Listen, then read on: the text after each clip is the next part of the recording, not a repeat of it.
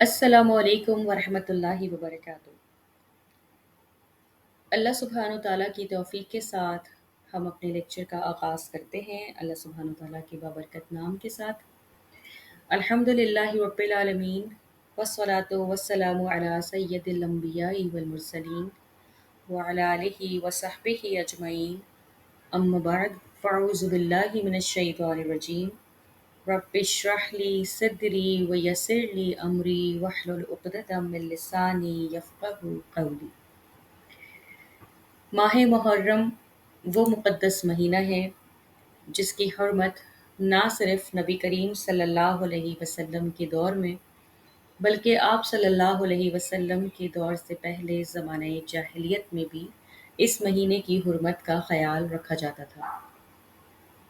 ये वो महीना है कि जिस महीने में कुफ़ार मक्का, कुफ़ार कुरैश, ये तमाम और उस वक़्त तक के तमाम कबीले, तमाम ख़ानदान, तमाम इलाके, हर कौम, हर फ़र्द इन महीनों के अंदर जो हुर्मत वाले महीने हैं, जंगो जदाल को रोक दिया करती थी, लूट मार को रोक दिया जाता था। और हम देखते हैं कि जो इस्लामी महीने का आगाज़ होता है माह मुहर्रम से, ये पहला महीना भी मुहर्रम है और जो आखिरी महीना है ज़ुल्हज्जा का वो भी मुहर्रम है। यानी पहला महीना भी इस्लामी कैलेंडर का इज़्ज़त वाला है, हुर्मत वाला है और आखिरी महीना भी इस्लामी कैलेंडर का इज़्ज़त वाला है और हुर्मत वाला है। तो बहैसियत मुसलमान हम सबको चाहिए कि इन महीनों की हुर्मत का ख़याल रखें और जिस तरह ज़माना जाहिलियत में जिनके पास शरीयत का इल्म नहीं था, जिनके पास उस वक़्त तक नबी करीम सल्लल्लाहु अलैहि वसल्लम आखिरी नबी बनकर नहीं आए थे, तब भी वो इन महीनों की हुर्मत का एहतराम किया करते थे। तो हम जो नबी करीम सल्लल्लाहु अलैहि वसल्लम के उम्मती हैं, हम जो किताबुल्लाह के मानने वाले हैं, हम जो इस्लाम के पैरोकार हैं और पूरी दुनिया में मुसलमानों के नाम से जाने जाते हैं, तो हमें भी चाहिए कि हम इन महीनों की हुर्मत का ख़याल रखें। चोरी, डकैती, लूट-मार, जहाँ तक हो सके अपने हाथ, अपनी ज़बान, अपने आप को इन तमाम गलत कामों से रोकें। लेकिन अफ़सोस कि इन मोहतरम महीनों का एहतराम ज़माने जाहिलियत के लोग तो किया करते थे, लेकिन आज हम जो अपने आप को मुसलमान कहते हैं, नबी करीम सल्लल्लाहु अलैहि वसल्लम की उम्मत की हैसियत से जाने जाते हैं, हम इन महीनों का एहतराम करते हुए नज़र नहीं आते। हत्ता कि आज से चंद साल पहले जब माह मुहर्रम शुरू होने लगता था, तो लोगों में एक हिरास फैल जाता था, खौफ, जिसे कहते हैं ना खौफ व हिरास, कि कुछ पता नहीं होता था, कहाँ खुदकश हमला हो जाएगा, कहाँ बम रख दिया जाएगा, कहाँ फायरिंग हो जाएगी, कहाँ रोड ब्लॉक्स कर दिए जाएंगे। मतलब कि एक खौफ व हिरास का आलम हुआ करता था। और आज भी हम देखते हैं कि अक्सर औक़ात 9-10 मुहर्रम को अक्सर इलाकों में, अक्सर शहरों के अंदर मोबाइल और इंटरनेट सर्विस मुअत्तल कर दी जाती है, ताकि कोई भी तख़रीबी कार्रवाई ना हो सके। उसको रोकने की जितनी मुमकिन कोशिश कर सकते हैं, वो कोशिश की जाती है। लेकिन अगर हम मुसलमान, कोई किसी भी दर्जे पर है, कोई कहीं पर भी है, सिर्फ़ इन महीनों की हुर्मत का ख़याल रखें, तफ़र्रुक़ा ना फैलाएँ, खून-रेज़ी ना करें, तो कितनी ही अच्छी बात हो। लेकिन वो लोग जो दीन में बिगाड़ पैदा करना चाहते हैं, जो मुसलमानों को पारा-पारा करना चाहते हैं, जो खुफ़िया साज़िशें करते हैं, जो नाम मुसलमानों का लेते हैं लेकिन मुसलमान दिल से और क़ल्ब से होते नहीं हैं, वो लोग मुसलमानों में इंतशार फैलाने के लिए, खून-रेज़ी करने के लिए,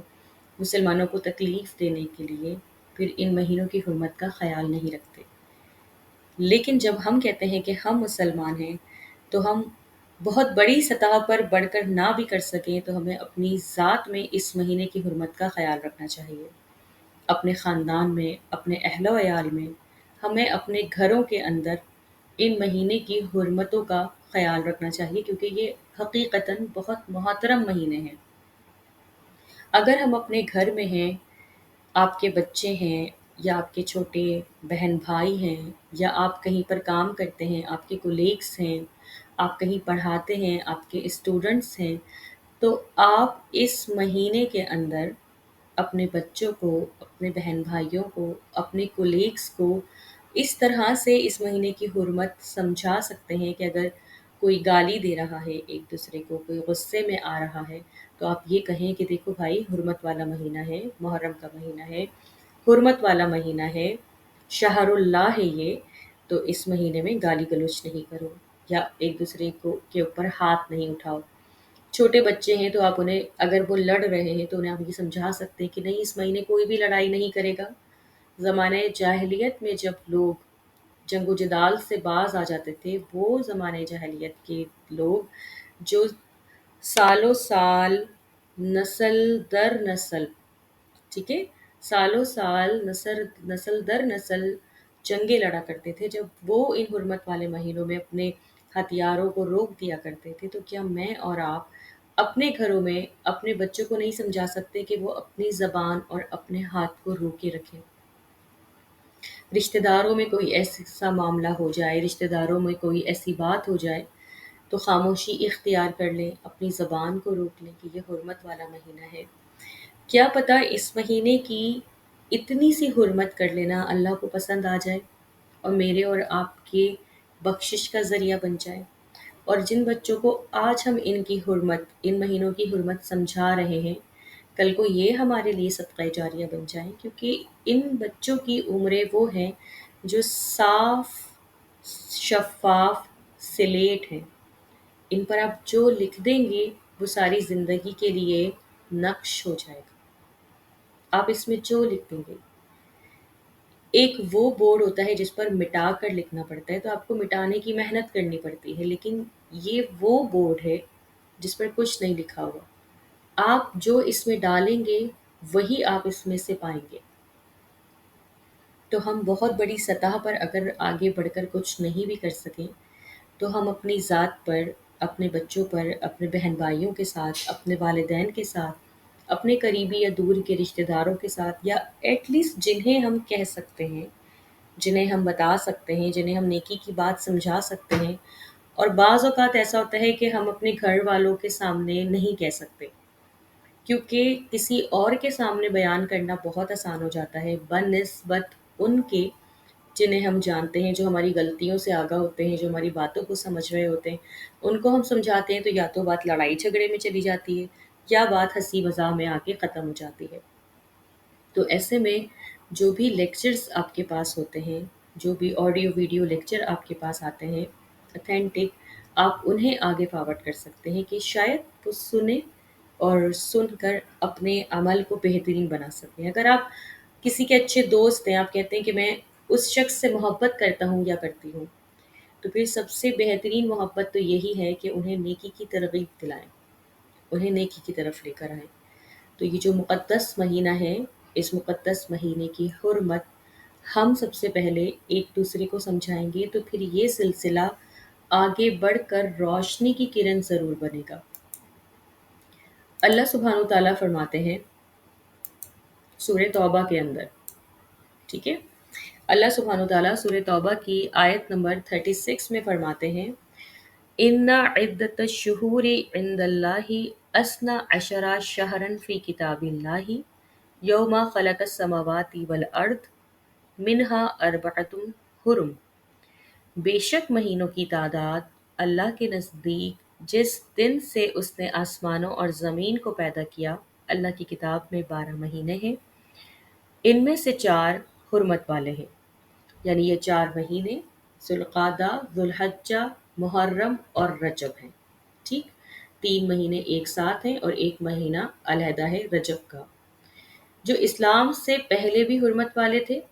اور اہل مکہ مہینے ہیں ذوالقعدہ، ذوالحجہ، محرم، اور جو چوتھا مہینہ ہے رجب۔ تو جو 3 مہینے ہیں اس میں حج کیا کرتے تھے، اور جو رجب کا مہینہ ہے اس میں عمرہ کیا کرتے تھے، کیونکہ ان مہینوں میں جو اہل مکہ تھے یا پھر اہل قریش تھے یا پھر آس پاس کے دوسرے قبائل، قوم اور علاقے والے تھے، وہ ان مہینوں میں جنگ و جدال بند کر دیا کرتے تھے اور امن کی ضمانت ہوتی تھی۔ تو لہٰذا ان مہینوں میں حج بھی سکون سے کر لیا جاتا تھا اور عمرہ بھی سکون سے کر لیا جاتا تھا۔ اب دیکھیں اس آیت کی تفسیر کو سمجھتے ہیں۔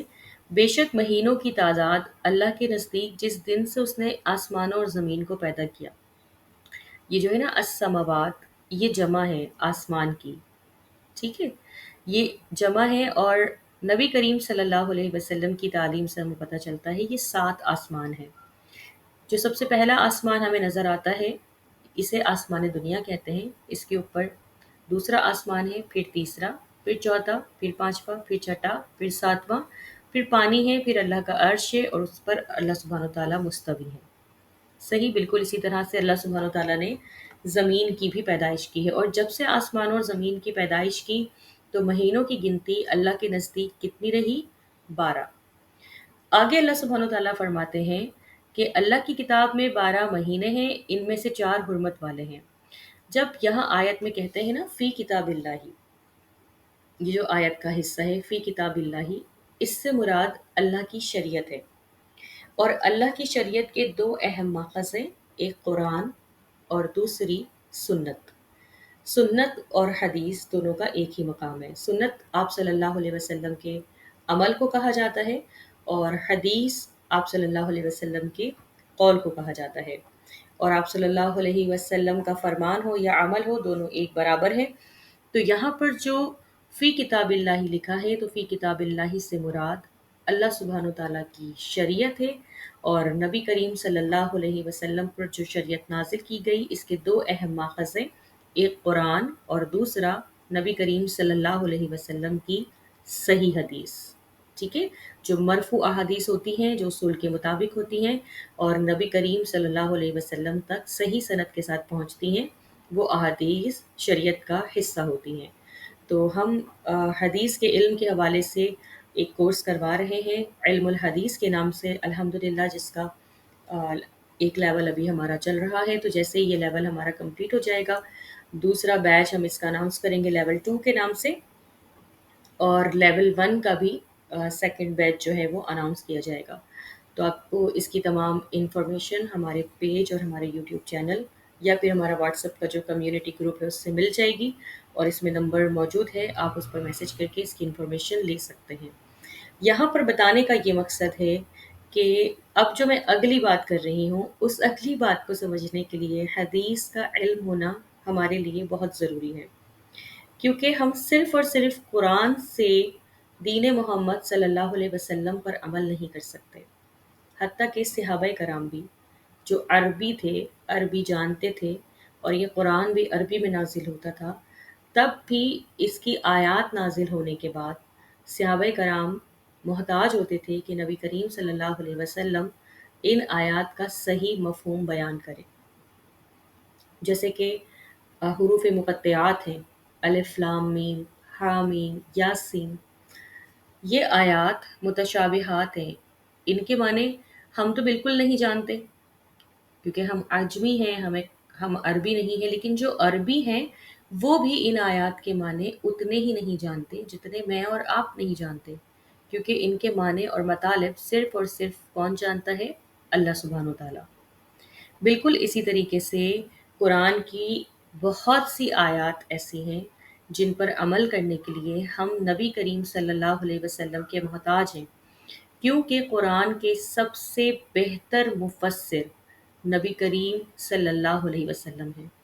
آپ صلی اللہ علیہ وسلم سے بہتر کوئی مفسرین قرآن میں سے نہیں ہے۔ اس قرآن کی سب سے بہترین تفسیر کرنے والے نبی کریم صلی اللہ علیہ وسلم ہیں۔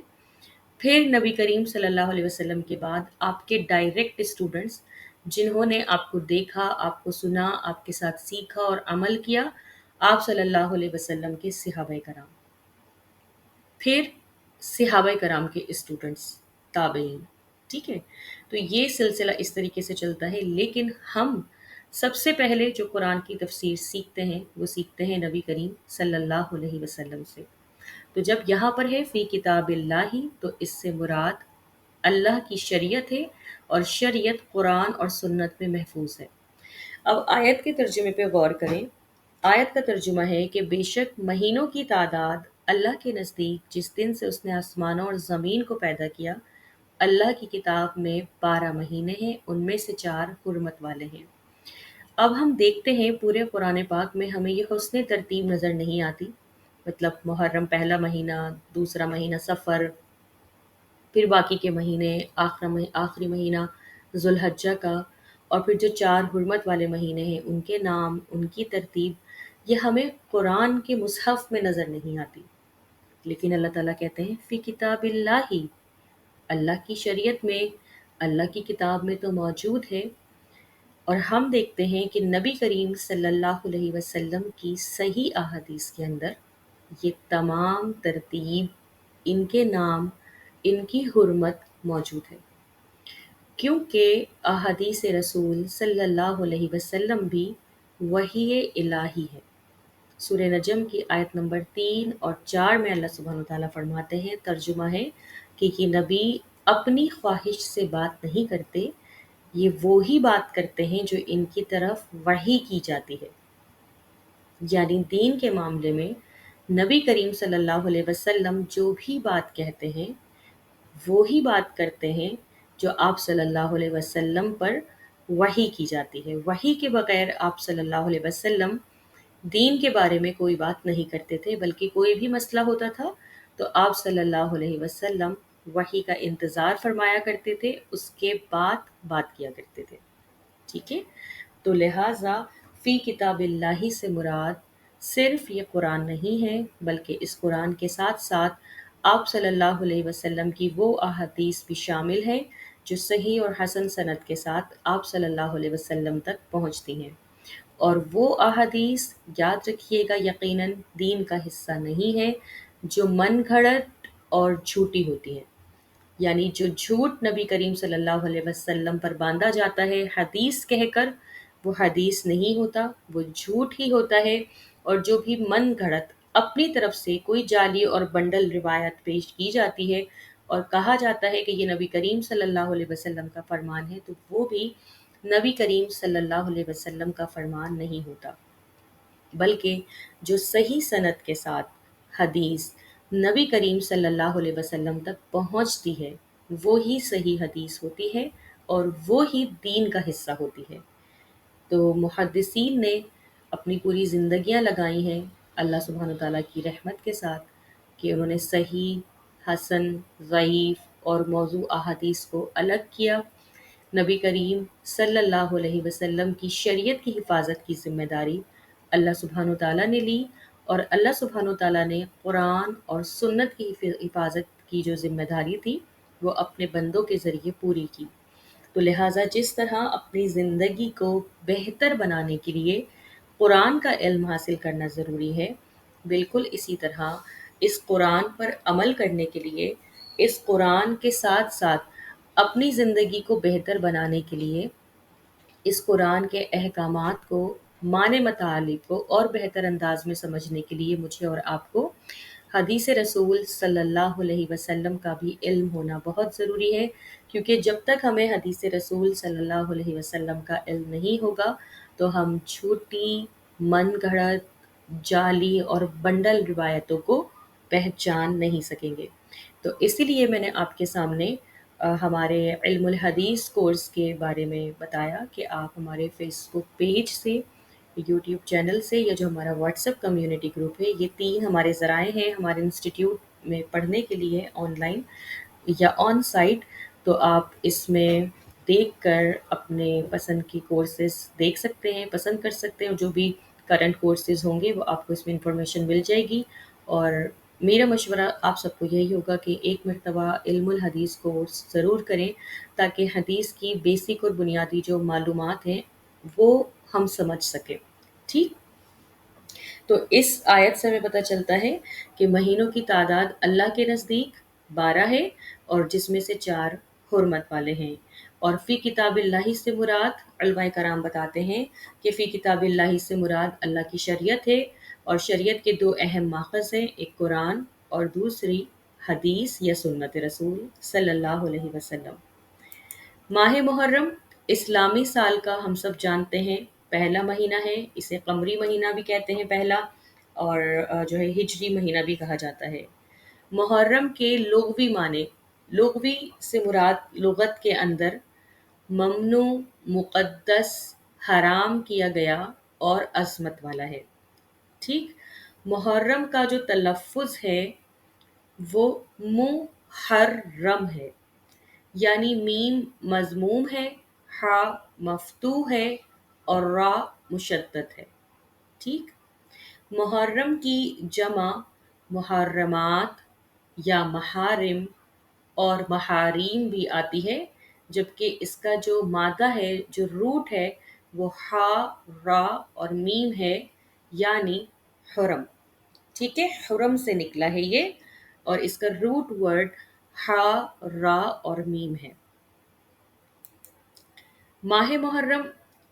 کو دور جاہلیت میں معجب بھی کہا جاتا تھا۔ ٹھیک ہے، معتمر اور معجب بھی کہا جاتا تھا، یہ اس کے کچھ نام ہیں جو اس سلائڈ پر ہمیں نظر آ رہے ہیں۔ اسی طرح محرم اور صفر دونوں کو صفرین بھی کہا جاتا ہے، یعنی محرم کو بہت سے لوگ صفر اول اور صفر کو صفر ثانی بھی کہتے ہیں، جیسے کہ ربیع الاول، ربیع الثانی، جمادی الاول، جمادی الثانی کہا جاتا ہے۔ اسی طرح سے ماہ محرم اور ماہ صفر کو صفرین بھی کہا جاتا ہے،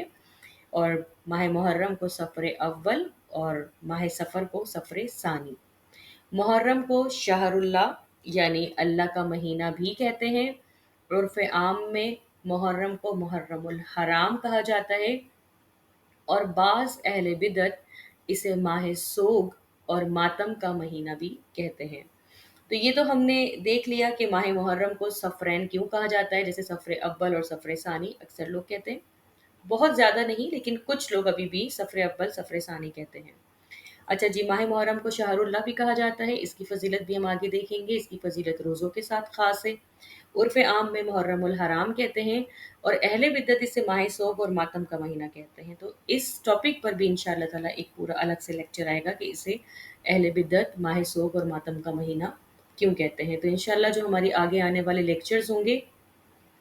اس میں ہم ان ٹاپکس کو بھی کلیئر کریں گے، کور کریں گے، اور جو بھی اس ماہ مبارک کے اندر ہمارے ہاں معاشرے کے اندر جو لوگوں کے اعمال افعال ہیں وہ بھی، اور جو اس کی خاص فضیلت ہے وہ بھی انشاءاللہ تعالی ہم پڑھیں گے۔ تو آج الحمدللہ ہماری بات اتنی ہی۔ اللہ سے دعا کرتے ہیں کہ اللہ سبحانہ وتعالیٰ میرا اور آپ کا پڑھنا پڑھانا قبول فرمائے۔ اللہ سبحانہ وتعالیٰ مجھے اور آپ کو اس بات کی توفیق دے کہ ہم جو کچھ سیکھیں اس پر عمل کریں اور آگے سکھانے والے بنیں۔ دعا میں یاد رکھیے گا، اپنا خیال رکھیے گا۔ السلام علیکم ورحمۃ اللہ وبرکاتہ۔